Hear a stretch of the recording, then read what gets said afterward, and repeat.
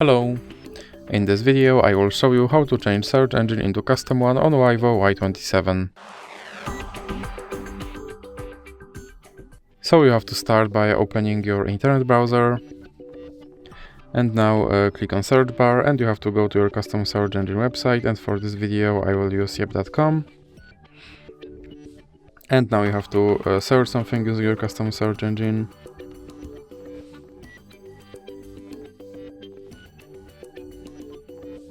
Then click on the three dots icon and go to settings. Now click on search engine, and in recently visited you should have now yep.com option, so you can select that and then you can go back. And as you can see, my search engine is now set to Yep. So that's it for this video. If you liked it, please remember to leave like and subscribe.